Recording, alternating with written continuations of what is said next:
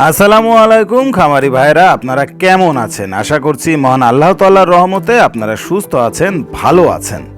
ছাগল মোটা তাজা করতে হলে প্রতি 2 থেকে 3 মাস অন্তর প্রতিটি ছাগলকে অ্যানথেলমেন্টিক্স বা কৃমিনাশক ঔষধ খাওয়াতে হবে। আপনি যদি ছাগলকে মোটা তাজাকরণ করতে চান তাহলে প্রথমেই তাকে কৃমিমুক্ত করতে হবে। তারপর দেখতে হবে যে ছাগল সুস্থ আছে কিনা। যদি অসুস্থ থাকে তাহলে আপনাকে চিকিৎসকের কাছ থেকে চিকিৎসা নিতে হবে। এজন্য ছাগল মোটা তাজাকরণ করতে প্রথমেই ছাগলটিকে সম্পূর্ণ সুস্থ করতে হবে, তাহলেই ছাগলটি সুস্বাস্থ্যের অধিকারী হবে। ছাগল পুরোপুরি সুস্থ হলে তারপর আপনার ছাগলকে মোটা তাজাকরণ ভিটামিন ঔষধ অথবা ইনজেকশন করতে হবে। সুস্থ করার পর আপনার সঠিক নিয়মে খাবার দিতে হবে। আর এই খাবার অর্থাৎ দানাদার খাবার, ঘাস সবকিছুই একই সাথে। এই খাবার আর ঔষধের ব্যবহার যদি সঠিকভাবে আপনি করতে পারেন, আপনার ছাগল খুব দ্রুত হয়ে যাবে মোটা তাজা। 30 দিনের ভেতরেই ছাগল মোটা তাজা হয়ে যাবে। তাই দর্শক, আজকের ভিডিওতে আমি কিছু ঔষধ সম্পর্কে আলোচনা করতে চলেছি যেগুলো আপনার ছাগলের মোটা তাজাকরণে সাহায্য করবে। অর্থাৎ ছাগল মোটা তাজাকরণের ক্ষেত্রে কোন কোন সময়ে কোন কোন মেডিসিন ব্যবহার করবেন সেগুলো সম্পর্কে আজকের ভিডিওতে আলোচনা করতে চলেছি। তাই ভিডিওটি না টেনে শেষ পর্যন্ত দেখতে থাকুন। আর গরু ছাগল হাঁস মুরগির রোগবালাই এবং ঔষধ সম্পর্কে জানতে আমার চ্যানেলটি এক্ষুনি সাবস্ক্রাইব করে বেল আইকন বাজিয়ে দিন।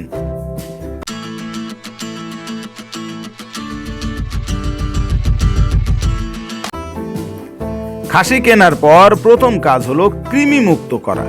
কৃমি মুক্ত অবশ্যই করতে হবে, তা না হলে কি হবে, কৃমি আপনার ছাগলের সম্পূর্ণ পুষ্টি খেয়ে নিবে। আপনি হয়তো তাকে ভালো ভালো ভিটামিন খাওয়াচ্ছেন, ভালো ভালো দানাদার খাবার খাওয়াচ্ছেন যাতে ছাগলটা দ্রুত মোটা তাজা হয়, কিন্তু কৃমির ওষুধ দিচ্ছেন না। কৃমি অ্যাটলিস্ট 3 মাসের পর পর যদি আপনি না করান তাহলে ওই কৃমি আপনার ছাগলের বডির থেকে যে পুষ্টিমানটা ছাগল পাচ্ছে সেই পুষ্টিমানটা খেয়ে ফেলবে। তাতে করে আপনার ছাগল কোনোভাবেই মোটা তাজা হবে না। আপনার ছাগলের খামার দ্রুত লসের মুখ দেখবে।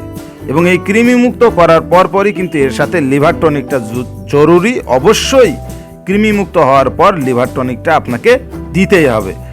ছাগল মোটা তাজা করতে হলে আপনাকে অবশ্যই ছাগল মোটা তাজা করার ঔষধ এবং ছাগল মোটা তাজাকরণের ইনজেকশন সম্পর্কে জানতে হবে। আমি কিছু প্রোডাক্টের এখানে নাম নয়, কম্পোজিশনও বলা যাবে না, এখানে আমি কিছু কোন কোন ধরনের প্রোডাক্ট আপনারা ব্যবহার করবেন সেগুলো সম্পর্কে আমি ধারণা দিচ্ছি। কারণ আমি যদি নির্দিষ্ট করে কোনো প্রোডাক্টের নাম বলি সেই ক্ষেত্রে আপনারা চিন্তা করবেন যে আমি হয়তো ওই ঔষধ কোম্পানির কাছ থেকে টাকা পয়সা খেয়েছি। ব্যাপারটা এমন নয়।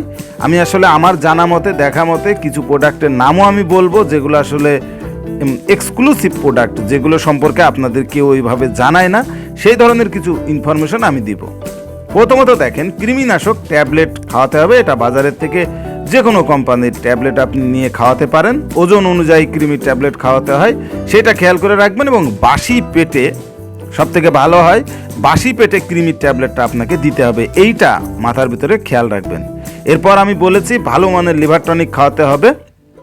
সেই ক্ষেত্রে আপনি অবশ্যই ভালো মানের লিভার টনিক, যদি আপনি খরচ বাঁচিয়ে ভালো মানের একটা ইনজেকশন এসিআই কোম্পানি বাংলাদেশে এনেছে, সেটা হলো হেপাভিটা ইনজেকশন। এই হেপাভিটা ইনজেকশনটি আপনি অবশ্যই ব্যবহার করতে পারেন। কারণ হেপাভিটা ইনজেকশনের নামটা কেন বললাম, এই ইনজেক্টেবল ফর্মে লিভার টনিক বাংলাদেশে আর কারণ নেই।